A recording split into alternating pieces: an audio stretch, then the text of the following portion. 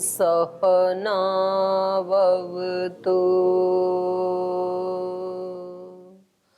सहनौ भुनक्तु सह वीर्यं करवावहै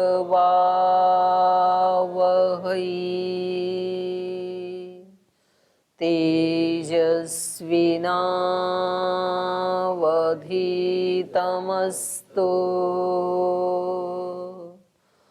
मा विद्विषावहै।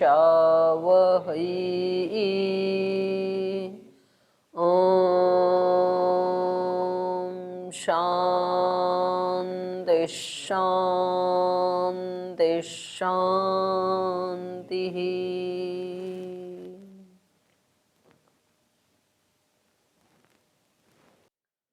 न्याय दर्शन के तृतीय अध्याय का द्वितीय अनिक हम पढ़ रहे हैं और यहाँ मन पर्यंत जो प्रमेय हैं उनकी परीक्षा होने के पश्चात एक प्रसंग यहाँ पर चलाया कि जो हमारे शरीरों की उत्पत्ति है वो कर्म निमित्त है या अकर्म निमित्त है। तो अभी तक का जो इनका सारांश निकला वो है कर्म निमित्त है, और वो कर्म केवल हमारा ही नहीं है, हमारे माता पिता का भी कर्म इसमें जुड़ता है शरीर प्राप्ति में। और कौन सा शरीर मिलेगा वो भी कर्म निमित्त है। इस आत्मा को मनुष्य का शरीर मिलेगा या किसी अन्य प्राणी का मिलेगा, ये भी कर्म निमित्त है। और मनुष्य शरीर में भी सर्वांग पूर्ण मिलेगा या कहीं न्यूनता से युक्त मिलेगा, ये भी कर्म निमित्त है। तो एक एक वस्तु जीवन की, शरीर की, इंद्रिय आदि, बुद्धि आदि, ये सब किससे मिलती हैं? कर्म के निमित्त से मिलती हैं। किसी किसी की बचपन से ही कुशाग्र बुद्धि होती है, किसी को प्रबल पुरुषार्थ करने के बाद भी उतना नहीं समझ में आता, उपस्थित नहीं होता है। तो ये सब कर्म से ही मिलता है। अब यहाँ पूर्व पक्षी का जो पक्ष था उसका ये कहना था कि भाई जैसे ये दूसरी मूर्ति आदि बनती हैं पुरुष के प्रयोजन के लिए, ऐसे ये मनुष्य का जो शरीर है ये भी एक भगवान की मूर्ति ही है, तो ये भी निरपेक्ष भूतों से बन जाए। तो उसमें ये एक दोष दिखा रहे हैं अब 68 नंबर सूत्र में, तद अदृष्टकारितम यदि चेत बोलो पुनः तत्प्रसंगोपवर्गे,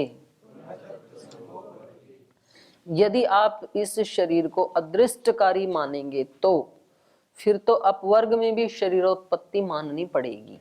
यहाँ ये अदृष्ट का अर्थ क्या ले रहे हैं? अदर्शनम खलु अदृष्टम। अदर्शन, अदर्शन मतलब अज्ञान। जब तक हमने प्रकृति पुरुष को अलग अलग नहीं देखा है, इसके कारण से ही हमें शरीर मिलता है, अदृष्ट के कारण। अदृष्ट माने नहीं देखा है, ये अर्थ है यहाँ पर। ये मत है योग और सांख्यकार का, क्योंकि उनकी दृष्टि में सृष्टि किस लिए होती है? भोग और अपवर्ग के लिए। तो ये इसलिए इन्होंने कहा न जातु अनुत्पन्ने शरीरे दृष्टा निरायत्नो दृश्यम पश्यति, क्योंकि जब तक ये आत्मा शरीर के साथ नहीं जुड़ेगा, शरीर उत्पत्ति नहीं होगी, तो बिना आयतन के, बिना आश्रय के ये दृश्य को कैसे देखेगा? तो शरीरोत्पत्ति कैसे हो जाएगी? पहले ही हो जाएगी। और अब ये दो प्रकार के दृश्य को देखेगा। इन दो प्रकार के दृश्यों को देखने के लिए शरीर की उत्पत्ति हुई है, भोग और अपवर्ग को। शरीर उत्पत्ति में पहले का निमित्त नहीं है कुछ भी। क्या निमित्त है? भोग और अपवर्ग निमित्त है। ये इनका मानना है कि भोग और अपवर्ग के लिए शरीर की उत्पत्ति हुई है। वो पीछे संस्कार हैं, कर्माशय हैं, उसको नहीं देख रहा है सांख्य मत। तो उसका ये खंडन करेंगे। तो ये कह रहे हैं तच्च अस्य आत्मनः द्विविधम दृश्यम। इस आत्मा के सामने दो प्रकार का दृश्य है जिसको देखने के लिए इसकी उत्पत्ति हुई है, शरीर की उत्पत्ति हुई है। पहला है विषयश्च, विषयों का भोग, और दूसरा है अव्यक्त आत्मनो नानात्वम, प्रकृति और आत्मा का भेद। तदर्थ शरीर सर्गः, ये दो प्रयोजन पूरा करने के लिए शरीर की उत्पत्ति हुई है। इसमें वो पीछे के कर्माशय को निमित्त नहीं मान रहा है। तो कह रहे हैं तस्मिन् अवसिते चरितार्थानि भूतानि न शरीरम उत्पादयन्ति इति उपपन्न शरीर वियोग इति। तो कह रहे हैं इन दोनों का जब अवसान हो जाएगा, भोग और अपवर्ग का, तस्मिन अवसिते चरितार्थानि भूतानि, तो ये भूत जो हैं जिनसे शरीर बना है ये चरितार्थ हो जाएंगे, और न शरीरम उत्पादयन्ति, फिर आगे शरीर की उत्पत्ति नहीं करेंगे। इति उपपन्न शरीर वियोग इति, तो उस समय शरीर का वियोग उत्पन्न हो जाएगा। एवं चेत मन्य से, ऐसा यदि सांख्य मतावलंबी मानते हैं तो ये उनका मानना उचित नहीं है, क्योंकि पुनः तत्प्रसंगो अपवर्गे, बोले ये अपवर्ग में भी शरीर उत्पत्ति होने लगेगी। क्यों होने लगेगी? शरीर उत्पत्ति के दो प्रयोजन तो थे, तो एक तो पूरा कर लिया विषयों वाला, तो अब अपवर्ग के लिए भी तो शरीर चाहिए ना। तो ये कह रहे हैं ये पुनः शरीरोत्पत्ति प्रसज्यते इति, क्योंकि आपने ही कहा था कि दो दृश्यों को देखने के लिए, तो एक दृश्य तो देख लिया इसने संसार वाला, भोगों वाला, अब मुक्ति को भी तो देखेगा शरीर, दूसरा प्रयोजन तो पूरा नहीं हुआ ना अभी। तो पुनः शरीरोत्पत्ति प्रसज्यते, फिर से शरीर उत्पत्ति होने लगेगी मोक्ष में भी।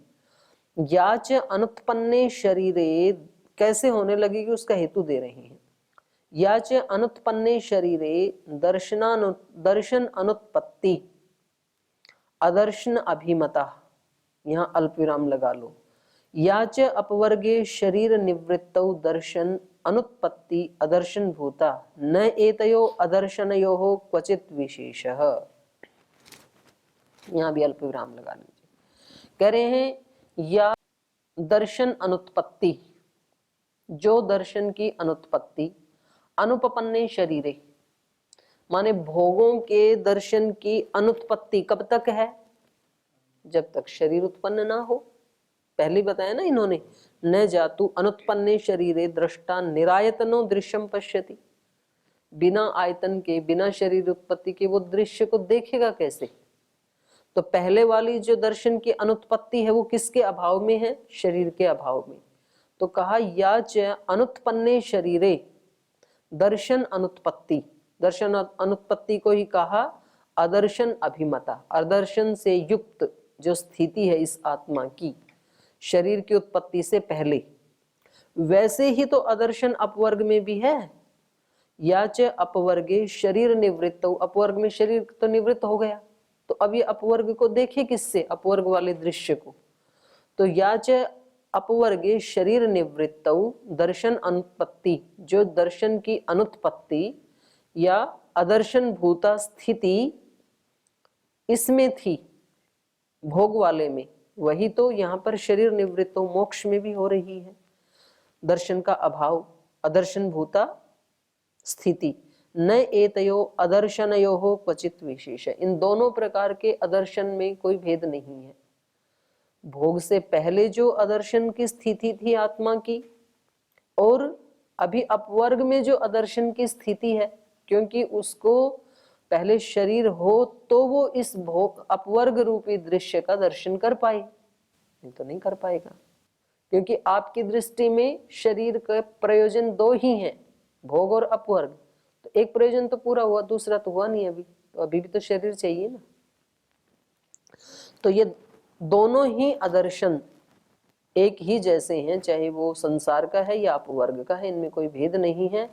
इति अदर्शनस्य अनिवृत्ते, और जब तक अदर्शन की निवृत्ति ना हो, अदर्शन मतलब दोनों को ठीक ठीक न जानना अर्थात अज्ञान, जब तक इसकी निवृत्ति ना हो, अपवर्गे पुनः शरीरोत्पत्ति प्रसंगः, अदर्शन जब तक है तब तक शरीर की उत्पत्ति होती ही रहेगी। क्योंकि सूत्रकार ने क्या कहा था?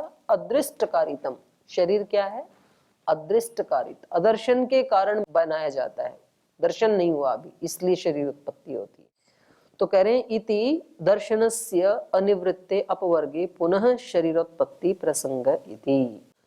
चरितार्थता विशेष इति चेत, यदि हम कहें कि चरितार्थता हो गई, माने मोक्ष में मोक्ष प्राप्त करना, यही तो शरीर की चरितार्थता है, तो शरीर दोबारा उत्पन्न क्यों होगा? ऐसा यदि हम कहें तो मतलब दोनों अदर्शन अलग अलग है, ऐसा कहें तो हम पहले वाला जो अदर्शन था वो अलग प्रकार का था, और मोक्ष का जो अदर्शन है ये अलग प्रकार का है। तो ऐसा कहें तो न कर्णा कर्णयो आरंभ दर्शनात् तो बोले नहीं, ये आप नहीं कह सकते हैं, क्योंकि कर्ण और अकर्णयोः आरंभ दर्शनात्, कर्णाकर्ण के आरंभ का दर्शन होने से। कैसे, वो भाष्यकार बता रहे हैं।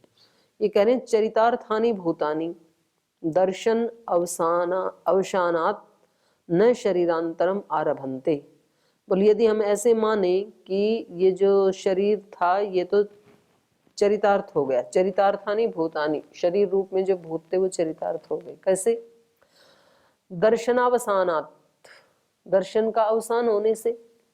कौन से दर्शन का अवसान होने से? भोग वाले दर्शन का अवसान होने से, वो तो चरितार्थ हो गए। न शरीरांतरम आरभन्ते, अब वो दूसरे शरीर को उत्पन्न नहीं करेंगे, एक बार जब चरितार्थ हो गए तो क्यों उत्पन्न करेंगे। इति अयम विशेष एवं उच्यते चेत, ऐसा यदि पूर्व पक्षी कहे तो न कर्णाकर्णयो आरंभ दर्शनात्, करें चरितार्थानाम भूतानाम विषयोपलब्धि ही करणात् पुनः पुनः शरीरारंभो दृश्यते। बोले नहीं नहीं, एक बार चरितार्थ होने के बाद भी बार बार देखा जाता है।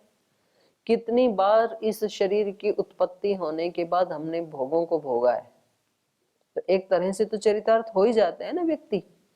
मानो भूख लगी और खाना चाहिए पेट को, और उसको खाना खिला दिया तो चरितार्थ हो गया ना, लेकिन वो अंतिम तो नहीं है ना, शाम को फिर मांगता है। तो ऐसे कह रहे हैं ये चरितार्थानाम भूतानाम विषयोपलब्धि करणात्, विषयों की उपलब्धि करने से पुनः पुनः चरितार्थानाम भूतानाम, बार बार चरितार्थ होते हुए जो भूत हैं इनका शरीरारंभो दृश्यते, शरीरारंभ देखा ही जाता है। प्रकृति पुरुषयोर नानात्व दर्शनस्य अकरणात् निरर्थकः पुनः पुनः दृश्यते। तो कह रहे हैं वैसे ही यहाँ पर भी प्रकृति और पुरुष के नानात्व का दर्शन जब तक नहीं किया है, न करने के कारण भूत क्या है? निरर्थक है, चरितार्थ तो नहीं हुए, निरर्थक ही है, इसलिए पुनः पुनः दृश्यते, इसलिए दोबारा बार बार ये शरीर देखे जाते हैं। तस्मात् अकर्म निमित्तायाम भूत सृष्टौ न दर्शनार्थ शरीरोत्पत्तिर्युक्ता, इसलिए ये जो भूतों की सृष्टि में केवल दर्शनार्थ शरीरोत्पत्ति होती है, अकर्म निमित्त ये कहना उचित नहीं है। दर्शनार्थ होती है शरीरोत्पत्ति, लेकिन शरीरोत्पत्ति से पहले का जो कर्माशय है वो भी आपको कहना चाहिए। तस्मात् अकर्म निमित्तायाम भूत सृष्टौ न दर्शनार्थ शरीरोत्पत्तिर्युक्ता, केवल दर्शनार्थ शरीरोत्पत्ति जो आप बता रहे हैं अकर्म निमित्त भूतों से, ये उचित नहीं है। युक्ता तो, युक्त क्या है? कर्म निमित्ते सर्गे दर्शनार्था शरीरोत्पत्ति, तब होगा ये वाक्य पूरा। कर्म निमित्ते सर्गे, कर्म के निमित्त से शरीर की उत्पत्ति होती है, और किस लिए? दर्शनार्था, भोग अपवर्ग के लिए, तब ये बात ठीक होगी। कर्म विपाक संवेदनम दर्शनम इति, बोले ये दर्शन क्या है? दर्शन के लिए हो रही है, ऐसे बार बार आप कह रहे हो ना, तो ये दर्शन क्या है? तो कहा कर्म विपाक संवेदनम दर्शनम, कर्मों के विपाक को संवेदन करना, माने अपने कर्मों के फलों को भुगत लेना, ये ही दर्शन है, कर्म फल का भोग। तो ये हो गया। तद अदृष्टकारितम इति चेत, अब ये दूसरी जो दर्शन है जैन दर्शन, उसका खंडन कर रहे हैं। पहले सांख्य दर्शन का खंडन किया, क्योंकि सांख्य दर्शन ने क्या कह दिया था? भोग अपवर्ग के लिए शरीर की उत्पत्ति होती है केवल। तो बोले भाई भोग अपवर्ग के लिए यदि होती है तो फिर तो भोग के लिए तो सबको दिख ही रही है शरीर उत्पत्ति, अपवर्ग के लिए भी लगेगी फिर तो ये उचित नहीं है, और होती तो है नहीं अपवर्ग में। तो आपको ये कहना चाहिए कि भोग अपवर्ग के लिए होती है, लेकिन पीछे कर्म निमित्त भी है, तो ये दर्शन पूरा होगा आपका। अब ये जैन दर्शन का खंडन कर रहे हैं। हाँ, दर्शन मतलब अनुभूति, तो कर्म के विपाक का जो संवेदन हो जाए वो ही दर्शन है। एक पक्ष में तद अदृष्टकारितम इति चेत, कस्यचित् दर्शनम अदृष्टम नाम परमाणु नाम गुण विशेष क्रिया हेतु तेन प्रेरिताः परमाणवः सम्मूर्छिताः शरीरम उत्पादयन्ति इति। यहाँ अल्पविराम लगा लीजिए, एक वाक्य पूरा हुआ। यहाँ कस्यचित् दर्शनम, कुछ लोगों का दर्शन है, वो क्या कहते हैं, अदृष्टम नाम परमाणु नाम गुण विशेष। अदृष्ट नाम का एक गुण है जो कि परमाणुओं में होता है। मतलब इसी सूत्र की व्याख्या जैन कैसे करते हैं, अदृष्टकारितम, ये तो ठीक है, शरीर उत्पत्ति क्या है, अदृष्टकारित। ये अदृष्ट क्या है उनके मत में, कह रहे हैं उनके मत में अदृष्ट है परमाणुओं का एक कोई गुण विशेष। जो परमाणु है उसमें जैसे इलेक्ट्रॉन प्रोटॉन न्यूट्रॉन है, तो ऐसे ये अदृष्ट भी एक गुण विशेष है। और ये क्या करता है, क्रिया हेतु, ये उनमें क्रिया करने में हेतु बनता है, उन परमाणुओं में ये गति ले आता है, अदृष्ट नाम का जो गुण है। तेन प्रेरिताः, उस अदृष्ट से प्रेरित होकर के परमाणवः सम्मूर्छिताः, वो परमाणु संयुक्त हो जाते हैं, इकट्ठे हो जाते हैं, सम्मूर्छित हो जाते हैं। शरीरम उत्पादयन्ति इति, और वो शरीर को उत्पन्न कर देते हैं। ये है अदृष्टकारितम। तो कह रहे हैं फिर वो जो इकट्ठे हो गए ना सारे परमाणु और शरीर की उत्पत्ति हो गई, तत्र मनः समाविशति, वहां पर फिर मन प्रवेश कर जाता है, क्योंकि वो परमाणुओं में तो कोई चेतना तो थी नहीं और कोई एक्टिविटी करने की सामर्थ्य भी नहीं है। पर जब वो पूरा एक ढांचा बन गया तो उसमें मनः समाविशति, मन उसमें प्रवेश कर जाता है। और स्वगुणेन अदृष्टेन प्रेरितम समनस्के शरीरे द्रष्टुः उपलब्धिर्भवति इति। तो कह रहे हैं इस प्रकार से प्रवेश करने पर स्वगुणेन अदृष्टेन प्रेरितम, जो उस शरीर के परमाणुओं में अपना गुण था अदृष्ट, उस अदृष्ट से प्रेरित समनस के शरीर, मन सहित ये जो शरीर है, इसमें द्रष्टुः, ये जो दृष्टा है, उपलब्धिर्भवति, इसको ज्ञान प्राप्त होता है, माने सुख दुख आदि की उपलब्धि होती है, इसको सुख दुख आदि का ये भोग करता है। तो ये उनका दर्शन है। तो कह रहे एतस्मिन् वै दर्शने, इस दर्शन में गुणानुच्छेदात पुनः तत्प्रसंगो अपवर्गे। बोले ये जो शरीर है, तो शरीर क्या है, जो परमाणु थे उनका सम्मूर्छन, इकट्ठा होना, और जब मृत्यु होगी तो ये तो टूट जाएंगे सारे। तो फिर इनको अपवर्ग के लिए फिर एक शरीर और चाहिए होगा, क्योंकि सुख दुख की अनुभूति के लिए एक ढांचा तो बनाना पड़ेगा ना इनको, जैसा इन्होंने बताया। पहले ढांचा बनाएंगे, फिर उसमें मन प्रवेश करेगा और समनस्क शरीर से सुख दुख की अनुभूति होगी। तो अपवर्ग में भी तो सुख की अनुभूति करनी है, तो उसके लिए भी चाहिए। अपवर्गे शरीरोत्पत्ति ही परमाणु गुणस्य अदृष्टस्य अनुच्छेद्यत्वात् इति। क्योंकि अपवर्ग में भी जो शरीर की उत्पत्ति कैसे होगी, इनकी परमाणु गुणस्य, परमाणु का जो गुण है, कौन सा गुण, अदृष्ट, परमाणु गुणस्य अदृष्टस्य, परमाणु का जो अदृष्ट गुण है उसके अनुच्छेद्यत्वात्, वो हटेगा ही नहीं ना परमाणु से, तो फिर वहां भी होने लगेगी शरीर उत्पत्ति। तो ये दोष इन दोनों में इन्होंने दोष दिखा दिया। आगे और कह रहे हैं, इसी को ही जैन मत को ही और आगे थोड़ा खींच रहे हैं दोष दिखाते हुए। मनः कर्म निमित्तत्वाच्च संयोगानुच्छेदः, क्योंकि मन जो है वो कर्म का निमित्त है। कर्म जब ही वो शरीर करेगा जब उसमें मन प्रवेश कर जाएगा।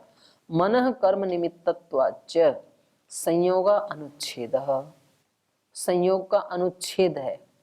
संयोग का अनुच्छेद नहीं, उच्छेद नहीं होगा तो क्या होगा, शरीर बना ही रहेगा हमेशा, मृत्यु नहीं होगी ना कभी भी। इसको नीचे कह रहे हैं, सिद्धांति का सूत्र है ये, मनोगुणेन अदृष्टेन समावेशिते, मन का जो अदृष्ट गुण है उसके समावेशिते, उसके समावेशित होने से मनसी संयोग विच्छेदो न स्यात्, मन में उसके उस संयोग का विच्छेद नहीं होएगा। मन में भी अदृष्ट गुण है, परमाणुओं में भी अदृष्ट गुण है, और परमाणुओं के अदृष्ट गुण से परमाणु प्रेरित होकर के इकट्ठे हो गए तो शरीर बन गया। उसमें फिर मन ने प्रवेश किया, फिर उस मन के साथ भी उस अदृष्ट का संबंध हो गया और उस अदृष्ट से प्रेरित होकर के और समनस्क शरीर कर्म करता है और सुख दुख की अनुभूति करता है। तो ये कह रहे हैं मन का जो अदृष्ट गुण है ये एक बार जब मन में समावेशित हो गया तो ये निकलेगा कैसे? एक बार प्रवेश, क्योंकि इनकी दृष्टि में परमाणु जो है वो नित्य है। न्याय और वैशेषिक की दृष्टि में परमाणु का नाश नहीं होता है कभी भी। तो परमाणु नित्य है और एक बार यदि वो उस मन में अदृष्ट नाम का परमाणु का गुण प्रवेश कर गया तो दोबारा तो निकल नहीं सकता है, विच्छेद होगा ही नहीं, कभी भी नहीं होगा तो शरीर बना रहेगा। मनोगुणेन अदृष्टेन समावेशिते मनसी संयोग विच्छेदो न स्यात्, फिर संयोग का विच्छेद नहीं होगा। तच्च किम कृतम शरीराद अपसर्पणम मनस इति, क्योंकि कोई उपाय ही नहीं है किस उपाय से वो शरीर से बाहर आए अदृष्ट और किस उपाय से वो मन से बाहर आए, तो उसका तो संयोग बना ही रहेगा। जहां जहां परमाणु है वहां वहां तो अदृष्ट है, रहेगा नित्य। हमारे पक्ष में तो कैसे अलग हो जाता है, तो कह रहे हमारे यहाँ तो कर्माशय क्षयतु, कर्माशय क्षीण हो जाने पर कर्माशयांतरात विपच्यमानात अपसर्पणोपपत्ति रीति। हम तो ये मानते हैं कि भाई इस शरीर के मिलते समय जो हमारा कर्माशय विपाकोन्मुख हुआ था तो उसने अपने कर्मों का फल भोग लिया और उनका क्षय हो जाने पर कर्माशय अंतरात, वो जो दूसरा कर्माशय था हमारा संचित कर्म वाला, उसमें जो भी कर्म विपाक को प्राप्त हुए तो उसके विपाक होने पर कर्माशय अंतरात माने संचित कर्माशय के विपच्यमानात, विपाक को प्राप्त होने इस पर अपसर्पणोपपत्ति रीति, पुराने वाले शरीर से इसका अपसर्पण हो जाता है मन का और दूसरे में आ जाता है। तो हमारे यहाँ तो दिक्कत नहीं आएगी लेकिन आपके यहाँ दिक्कत आएगी। तो वो कह रहे हैं अदृष्टादेव अपसर्पणम इति चेत, पूर्व पक्षी कह रहे हैं कि जिस अदृष्ट से अंदर प्रवेश हुआ था उसी अदृष्ट से बाहर भी अपसर्पण भी हो जाएगा। उपसर्पण जिससे हुआ था, भाई कमरे का दरवाजा एक ही होता है ना, जिस दरवाजे से अंदर घुसे थे उसी से बाहर भी निकल जाएंगे, ऐसा इनका कहना है। यो अदृष्ट शरीरोपसर्पण हेतु स एव अपसर्पण हेतु अपि इति, कह रहे हैं जो अदृष्ट शरीर के अपसर्पण में हेतु बना था स एव वही अदृष्ट अपसर्पण हेतु अपि इति, उपसर्पण में जो हेतु बना था, उपसर्पण माने प्रवेश करना और अपसर्पण माने निकलना, तो जो अंदर प्रवेश करने में निमित्त बना था वही बाहर निकलने में भी निमित्त बन जाएगा। ऐसा कहीं तो सिद्धांती कह रहे हैं न, ऐसा नहीं कर सकते आप, क्योंकि एकस्य जीवन प्रायण हेतुत्व अनुपपत्ते है, एक ही वस्तु जीवन का भी हेतु बने और प्रायण का भी, मौत का भी हेतु बन जाए, ऐसा नहीं होता है। एक का ही हेतु बनता है। तो ये जो आपका अदृष्ट है, जब आपने इसको शरीरोत्पत्ति में यदि हेतु मान लिया तो अब मरण में ये हेतु नहीं बनेगा, क्योंकि मरण में हेतु तो जस्ट अपोजिट होता है उससे। एवं च सति एकम अदृष्टम, एक ही अदृष्ट जीवन प्रायणयोः, जीवन और प्रायण अर्थात मृत्यु का हेतु इति प्राप्तम, हेतु बनेगा ऐसा जो आप कह रहे हैं, न एतत् उपपद्यते, ऐसा नहीं होता है। जीवन के निमित्त कुछ हेतु कुछ अलग होते हैं और मरण के हेतु अलग होते हैं। और एक दोष दिखा रहे हैं इसमें, नित्यत्व प्रसंगश्च प्रायणानुपपत्तेः, बोले आपके यहाँ तो प्रायण होगा ही नहीं, मृत्यु होगी ही नहीं, क्योंकि परमाणु नित्य है, तो परमाणुओं से बना शरीर और मन वो भी नित्य रहेगा। तो नित्यत्व प्रसंगश्च, यहाँ नित्यत्व का भी प्रसंग होने लगेगा और प्रायण की तो अनुपपत्ति होने लगेगी। विपाक संवेदनात् कर्माशय क्षय शरीरपातः प्रायणम, बोले हमारे यहाँ हम प्रायण किसको कहते हैं, विपाक संवेदनात्, जो कर्म फल का संवेदन हमें करना था, सुख दुख भोगना था, वो पूरा भोग लिया। कर्माशय क्षय, कर्माशय के क्षीण हो जाने पर शरीर पाता है, जब शरीर नष्ट हो जाता है, गिर जाता है, तो उसको हम कहते हैं प्रायणम, वो प्रायण है। कर्माशय अंतराच्य पुनर्जन्म, और फिर दूसरा शरीर कैसे मिलता है? जो संचित कर्माशय था और उसमें से जो पार्ट विपाकोन्मुख हो गया, तो उसके आधार पर पुनर्जन्म, ये पुनर्जन्म हो जाता है। लेकिन आपके यहाँ तो कैसे हो रहा है? भूत मात्रात्व, बस केवल भूतों की उपस्थिति होनी चाहिए।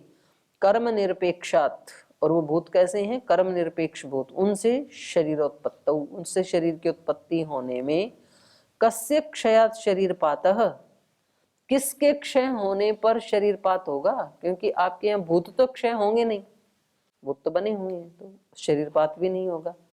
और किस बेस पे? प्रायणमिति, तो प्रायण कैसे होगा? और प्रायणानुपपत्ति खलु, यदि प्रायण ही नहीं होगा, प्रायण की अनुपपत्ति होगी तो नित्यत्व प्रसंग विद्मः, हम समझते हैं फिर तो नित्यत्व को मानना पड़ेगा शरीरों में। और यदि आप यूं कहो यादृच्छिके तो प्रायणे प्रायण भेद अनुपपत्ति रीति, बोले नहीं, हेतु तो कुछ भी नहीं है प्रायण का, मृत्यु का, यदृच्छा से हो जाएगा, लेकिन अचानक पैदा हुए तो मर भी जाएंगे ऐसे। तो बोले यदि आप यदृच्छा से प्रायण मान रहे हो, यादृच्छिके तो प्रायणे प्रायण भेद अनुपपत्ति, फिर तो सारे एक ही दिन मरेंगे। मृत्यु में भेद की अनुपपत्ति होने लगेगी। कोई 70 साल में मर रहा है, कोई 60 में मर रहा है, कोई 5 में भी मर रहा है, तो भेद है ना मृत्यु में। और कोई भेद नहीं है, अचानक हुई, तो जिस दिन भूतों के मन में आया सबको एक ही साथ लिटा दिया, बोल ठीक आज शरीर खत्म। तो ऐसा तो नहीं देखा जाता प्रत्यक्ष, तो ये दोष आएगा।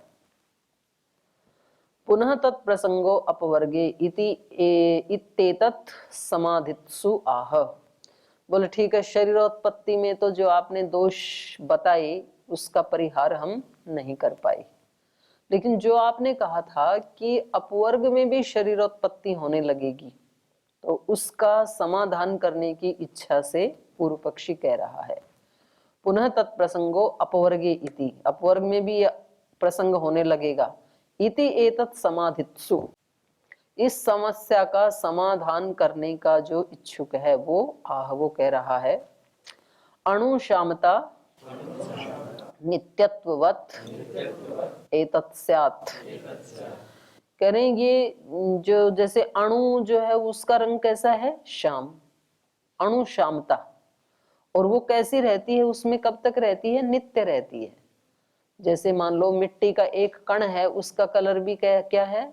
श्याम वर्ण है, और उसका जब मृत पिंड बना लिया कई अणु मिला करके तो भी वर्ण कैसा है? श्याम है, और उससे हमने घड़ा बना लिया तो भी कैसा है? श्याम है। तो जैसे उसमें श्यामता नित्य है ना, लेकिन वो श्यामता अग्नि के संयोग से नष्ट हो जाती है। जब अग्नि में रखा उस घड़े को तो वो कैसा हो गया? लाल। तो बोले ये जो अदृष्टकारी हमने अदृष्टकारी जो शरीरोत्पत्ति बताई थी, तो यद्यपि परमाणु में अदृष्ट जो है वो नित्य है, मन में भी नित्य है, लेकिन एक समय पर वो नित्य अनित्य जैसे भी हो जाता है। जैसे अणु की श्यामता नित्य होते हुए भी अग्नि के संयोग से ढकी जाती है, वो नष्ट हो जाती है तो नहीं कहा, पर वो दिखती नहीं है ना। तो ऐसे ही अपवर्ग होने पर शरीरोत्पत्ति नहीं होगी, शरीरोत्पत्ति नित्य होते हुए भी अपवर्ग में नहीं होगी। ये इन्होंने अपवर्ग की समस्या का समाधान बताया।